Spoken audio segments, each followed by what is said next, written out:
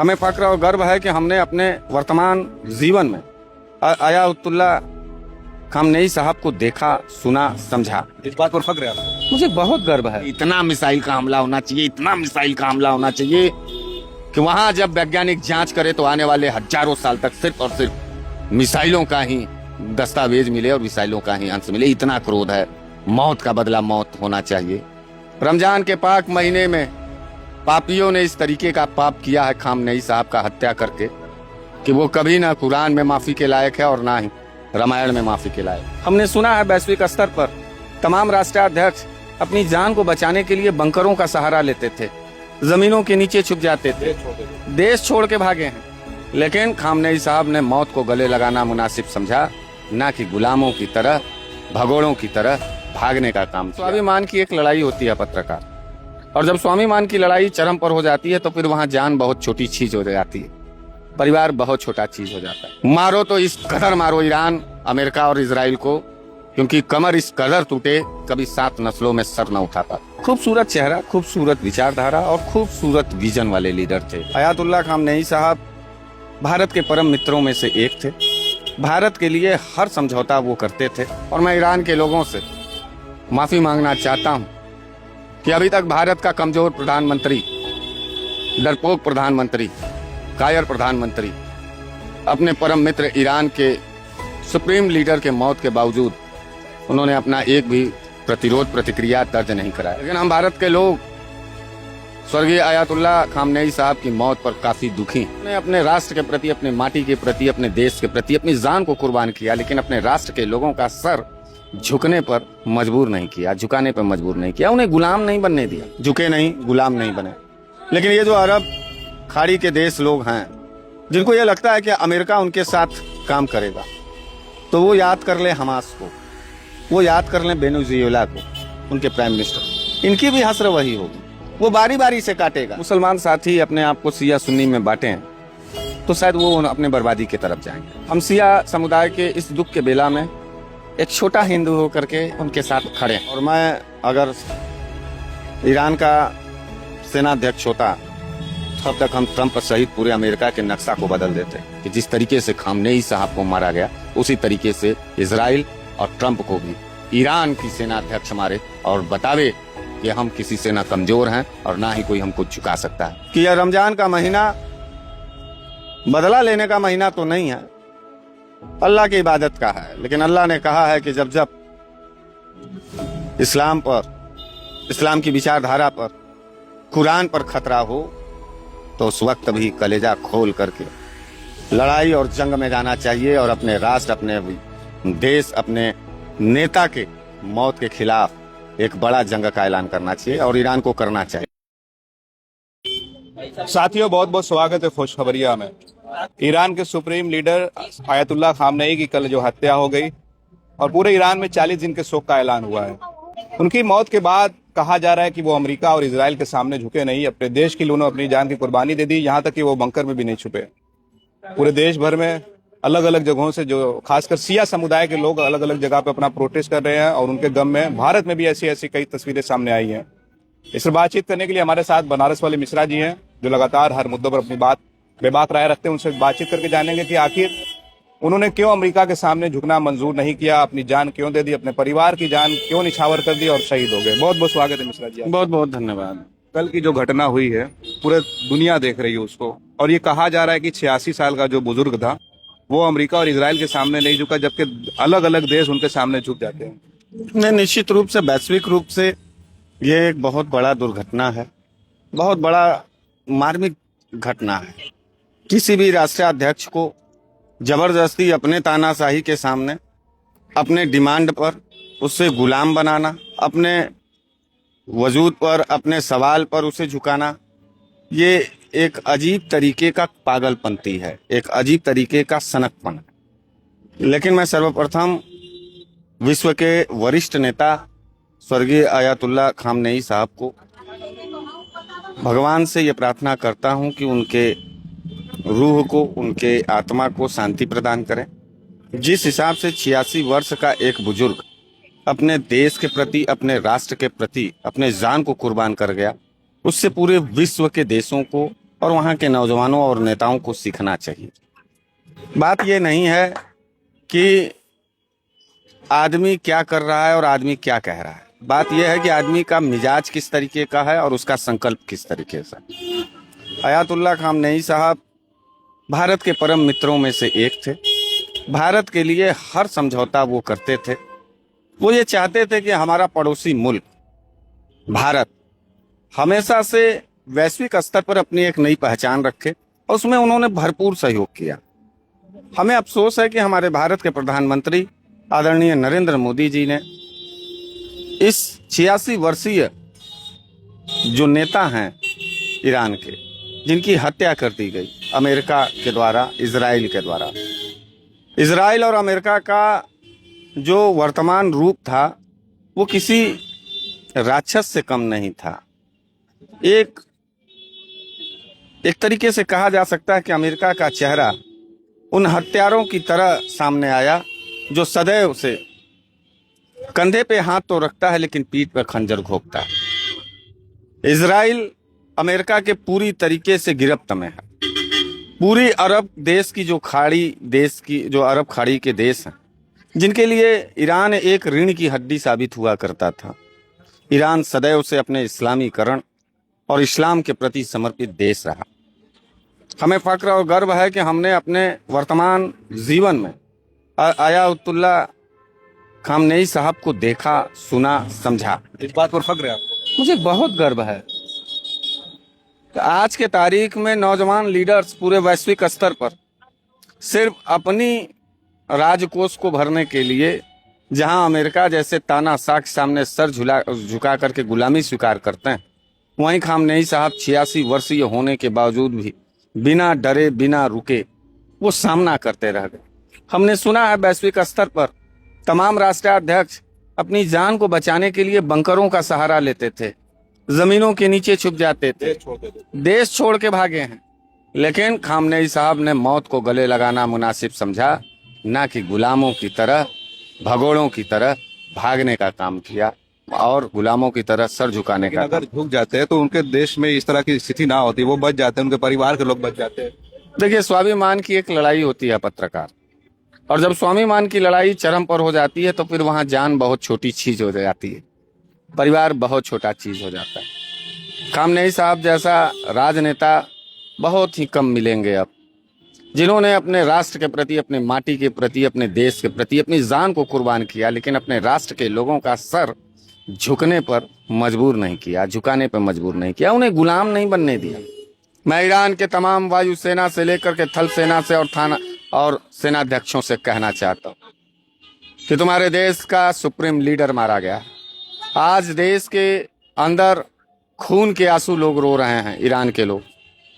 मैं सेना के लोगों से कहना चाहता हूं, ईरान के सेनाध्यक्ष महोदय से, कि सुप्रीम लीडर के जाने के बाद अब सारी देश की जिम्मेदारी आपके ऊपर है, और जो आपके घर के मुखिया को मारे उसका समूल नाश कर देना। ताबड़तोड़ इतना हमला करो कि अमेरिका की आने वाली 7 नस्लें और इजराइल की जो साजिश है वो 7 नस्लों तक फिर दोबारा पनप न पावे।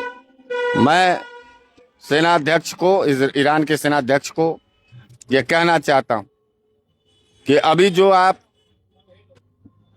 बॉर्डर लाइन की पॉलिटिक्स में हैं उसे एकदम इग्नोर कर दीजिए, सारे सिद्धांतों को ताक पर रखिए। जब कोई आपके देश के नागरिकों को मारने लगे, जब कोई आपके देश के मुखिया को मार दे, तब समझौता नाम का कोई चीज जीवन में नहीं रहना चाहिए। मारो तो इस कदर मारो ईरान, अमेरिका और इजराइल को, क्योंकि कमर इस कदर टूटे कभी 7 नस्लों में सर न उठाता।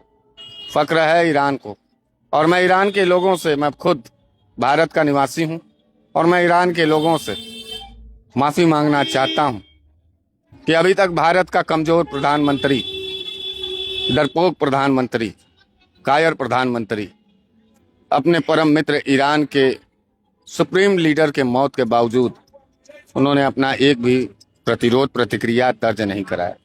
लेकिन हम भारत के लोग स्वर्गीय अयातुल्ला खामनेई साहब की मौत पर काफी दुखी, गमगीन है।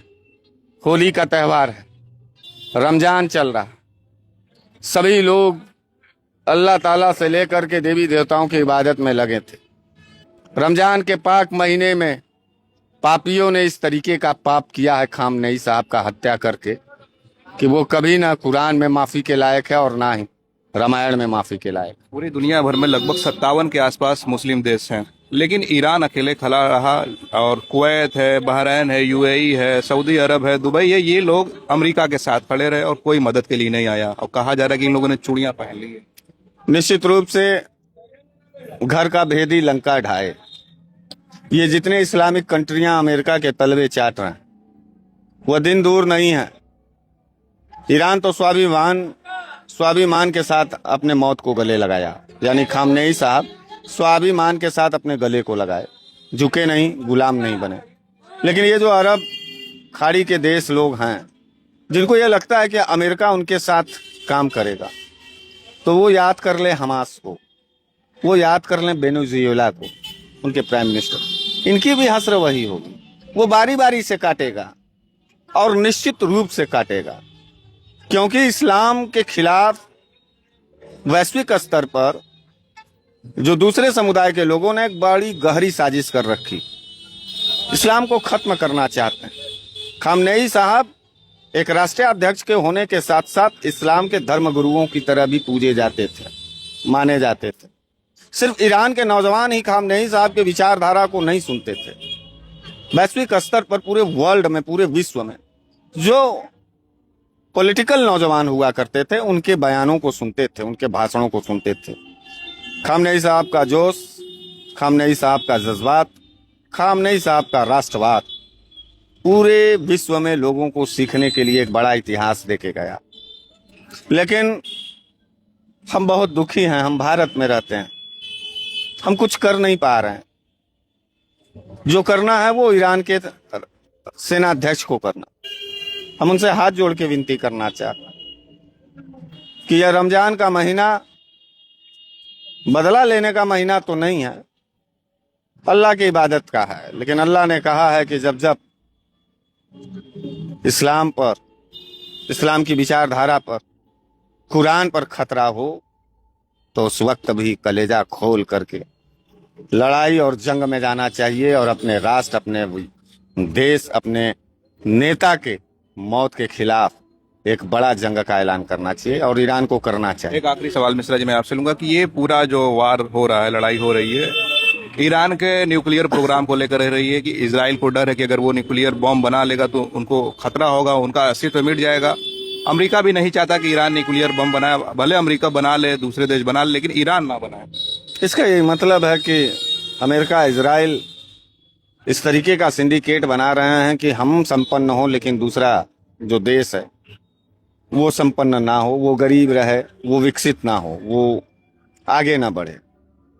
हर देश को और हर परिवार के मुखिया को यह पूर्णतः अधिकार है इस पूरे सृष्टि में कि वो अपने परिवार की सुरक्षा कैसे करेगा, वो अपने देश की सुरक्षा कैसे करेगा।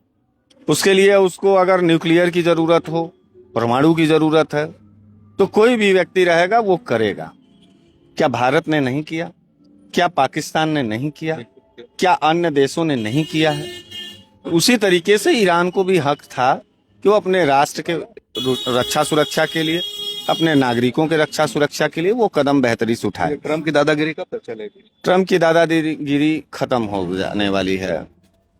और मैं अगर ईरान का सेनाध्यक्ष होता तब तक हम ट्रम्प सहित पूरे अमेरिका के नक्शा को बदल देते, क्योंकि देश के हमारे सुप्रीम लीडर को बड़ी बेरहमी से मारा गया है।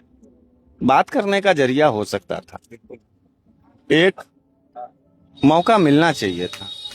सीधे हमारी बात तुम नहीं मानोगे तो हम बम से उड़ा देंगे, हम तुम्हारे देश को बर्बाद कर देंगे।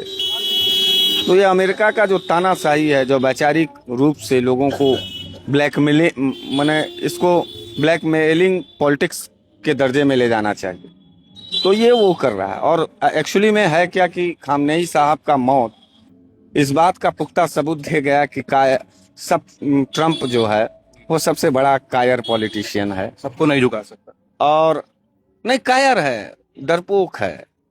बात के जरिए, रणनीति के जरिए, कूटनीति के जरिए वो हमला और हिंसा और युद्ध के जरिए अपना बात मनवाना चाहता है। शानदार व्यक्ति खामनेई साहब अपने देश के अंदर बैठ करके अपनी देश की रक्षा सुरक्षा पे बात कर रहे होंगे और उसी समय बम का धमाका हुआ, खामनेई साहब मौत। जब आप उनको वीडियो में, फोटो में देखते थे तो क्या महसूस होता था? इतना खूबसूरत चेहरा था उनका। खूबसूरत चेहरा, खूबसूरत विचारधारा और खूबसूरत विजन वाले लीडर थे आयतुल्लाह खामनेई साहब।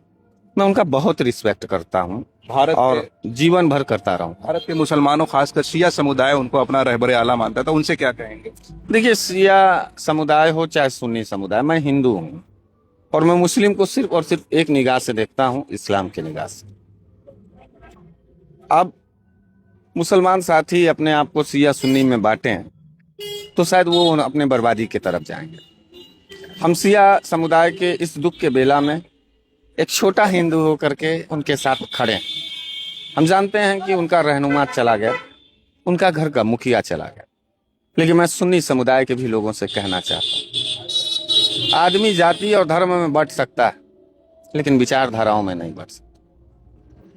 चाहे शिया हो चाहे सुन्नी हो, खामनेई साहब जब भी बोलते थे तो इस्लाम धर्म के प्रति वफादारी से बात रखते थे, यूनिटी की बात करते थे। यूनिटी की बात करते थे। तो जितना तकलीफ शिया को है उतनी तकलीफ मुझ जैसे हिंदुओं को है और मुझे महसूस है कि भले सुन्नी समाज ना बोले लेकिन सुन्नी समाज को भी यह मौत दिल के गहराइयों तक झकझोर गया होगा। मौत मौत होता है, व्यक्तित्व व्यक्तित्व होता है, आदमी आदमी होता है। इसलिए इस मौत पर पूरे विश्व को दुख होना चाहिए और सामंतवादी विचारधारा जैसे इजराइल और अमेरिका के खिलाफ, उनके साम्राज्यवादी विचारधारा के खिलाफ संगठनात्मक रूप से, संगठन के रूप में एकजुटता पूरे वर्ल्ड को दिखानी चाहिए और इनके मुंह तोड़ जवाब देना चाहिए। इतना मिसाइल का हमला होना चाहिए, इतना मिसाइल का हमला होना चाहिए कि वहां जब वैज्ञानिक जांच करे तो आने वाले हजारों साल तक सिर्फ और सिर्फ मिसाइलों का ही दस्तावेज मिले और मिसाइलों का ही अंश मिले। इतना क्रोध है, मौत का बदला मौत होना चाहिए। और मैं चाहता हूं कि जिस तरीके से खामनेई साहब को मारा गया उसी तरीके से इजराइल और ट्रंप को भी ईरान की सेना अध्यक्ष मारे और बतावे कि हम किसी से न कमजोर हैं और ना ही कोई हमको झुका सकता है। जय हिंद, जय ईरान। चलिए, बहुत बहुत धन्यवाद हमसे बातचीत करने के लिए। बनारस वाले मिश्रा जी को आपने ईरान के मामले पर सुना और इन्होंने आखिर में एक बड़ी अच्छी बात कही कि इस पूरे मामले में जो है मुसलमानों के एक हो जाना चाहिए, शिया और सुन्नी में बंटना नहीं चाहिए। और ईरान के जो सेनाध्यक्ष, इन्होंने अपील की है कि इसका बदला जरूर लिया जाना चाहिए। ईरान की संप्रभुता का सवाल है, उनके सुप्रीम लीडर को मारा गया है। आप क्या सोचते हैं? अपनी राय जरूर कमेंट करें। आप देख रहे थे खोज खबरिया बनारस से, मैं उबैद, बहुत बहुत शुक्रिया।